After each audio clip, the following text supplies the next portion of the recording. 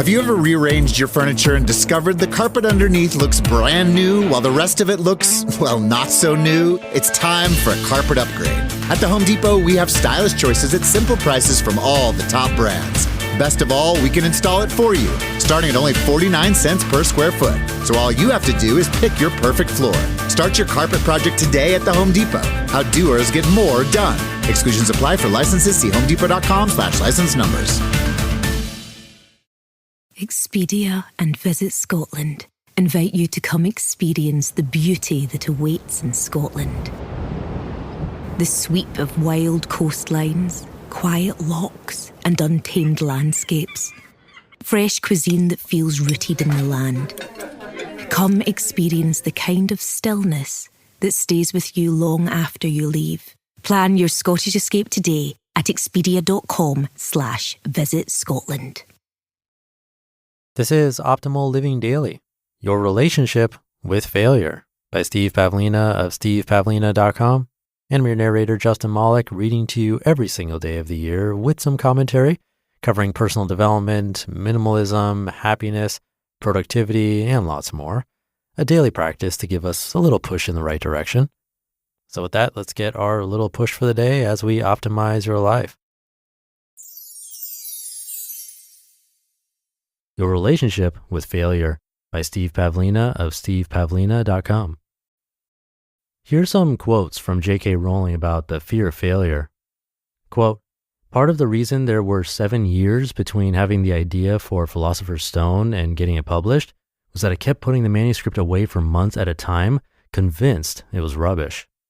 Quote, "Fear of failure is the saddest reason on earth not to do what you were meant to do. I finally found the courage to start submitting my first book to agents and publishers at a time when I felt a conspicuous failure. Only then did I decide that I was going to try this one thing that I always suspected I could do, and if it didn't work out, well, I'd faced worse and survived." Quote, "Ultimately, wouldn't you rather be the person who actually finished the project you're dreaming about, rather than the one who talks about always having wanted to?" End quote. The notion that you might fail can really slow you down. But it's not the failure itself that's the problem. The problem is your relationship with failure. Consider the grand opening of Disneyland, which happened about 65 years ago on July 17th, 1955. It was supposed to be a press preview day with limited attendance, and it was a spectacular failure. Here are some things that happened that day. Disney was expecting 11,000 guests because they sent out a limited number of invitations, but 28,000 people showed up. Someone sold thousands of counterfeit tickets. Another guy set up a ladder in the back of the park and charged people $5 to sneak in that way, and many did. The crowds trying to reach Disneyland caused a 7-mile backup on the Santa Ana freeway. People were stuck in their cars for so long that they had to relieve themselves on the side of the freeway.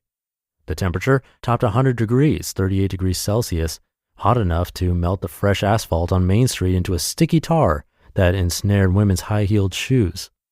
Some paint in the park wasn't quite dry, and some people were getting paint on their clothes. Due to the huge crowds, the park's snack stands and restaurants ran out of food at lunchtime. Due to a plumber's strike, the park wasn't able to install enough drinking fountains before opening, so people weren't finding enough access to water. Many accused Disney of doing this deliberately to gouge them for the expensive sodas. Due to the heat and the crowds, most of the rides broke down at least once, causing more frustrations.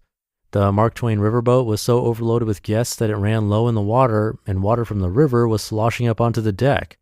And the park was full of press who canned the experience, which was referred to as Black Sunday. Some press predicted the park wouldn't survive. Things didn't immediately improve. Disneyland had more problems in the weeks after the opening, including people smashing up most of the cars on the Autopia ride by driving them too aggressively. But these many failures didn't matter that much. Disneyland still did a lot of things right. They eventually fixed the problems, which was like a game of whack-a-mole since new problems kept arising. Disneyland was always going to be a work in progress. Our lives are like this too. Just because you have a spectacular failure doesn't mean the game is over. You take your licks and get right back to working on your goals. Acknowledge and fix problems one by one. Keep learning and adapting. Imagine being Walt Disney on Disneyland's grand opening day. Tons of press are there. The park bears your name. It's been a 20-year journey to evolve your vision for a theme park into a reality. You struggled endlessly just to get the financing in place, and then there were even more struggles to get the place designed and built. So many people have doubted you, including your brother and business partner, Roy. You've been preparing for and anticipating this glorious day for a long time. And then some asshole screws up your plans by making thousands of counterfeit tickets, and your people can't tell the real tickets from the fake ones. Your plans for a wonderful opening start falling apart right before your eyes, and all the attention and the cameras are on you. Not to mention all the investors who want to know whether investing in your vision was a good idea. And what do? You shrug it off and get right back to work the next day. Failures happen. This is part of life. While other people may make a huge deal out of it, is it really that big of a deal? So what if you have a spectacularly bad failure? That isn't the end, it's just a learning experience, so learn from it. Life continues the next day. People may criticize you. You may be embarrassed. Accept the consequences and then get right back to it and re-engage. You needn't retreat and slink away in shame. Be proud that you failed. So many people are too cowardly to even try working on something meaningful. They talk themselves out of pursuing bold ideas before they begin. They treat the prospect of failure as a reason to quit before they start. Many of Disney's ideas, including some rides they tried, had to be scrapped and replaced. Each ride was a big project unto itself, so some of those failures ended in the death of a project. But the death of a project doesn't have to kill the big picture vision. Take this idea to heart. You can fail a lot with your projects, but your big picture goal can remain intact and achievable.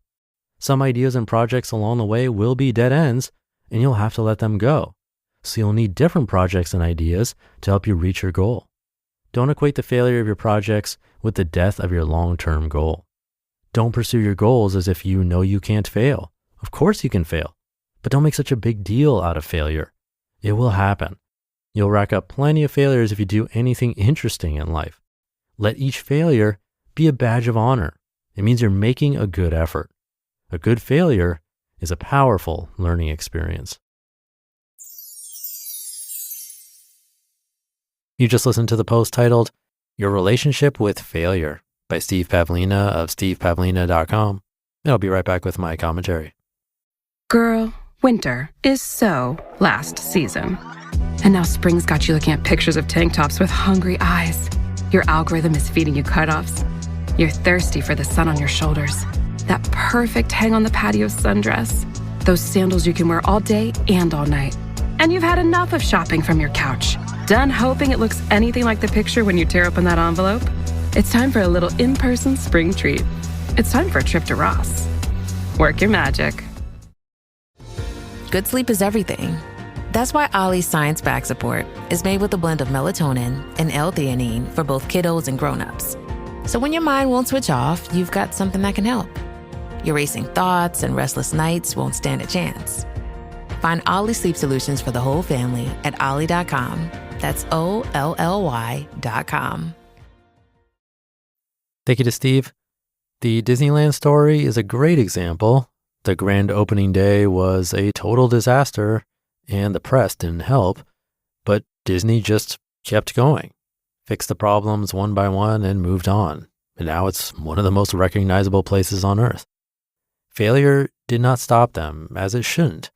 When something doesn't work out, we can treat it as proof that we shouldn't have tried, or we can just treat it as it is, information or feedback. In the moment, I'm sure it'll feel rough, I know from personal experience, but in hindsight, it usually feels necessary to get to the next thing. There's a good quote at the beginning worth repeating. Fear of failure is the saddest reason on earth not to do what you were meant to do.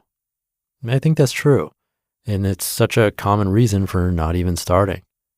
So whatever you've been holding back on because you're worried about how it might turn out, maybe that's the sign to go for it anyway.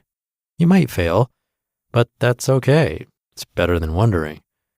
So do take that step today. Have a great rest of your day. Thank you for being here. And I'll see you tomorrow as usual, where your optimal life awaits.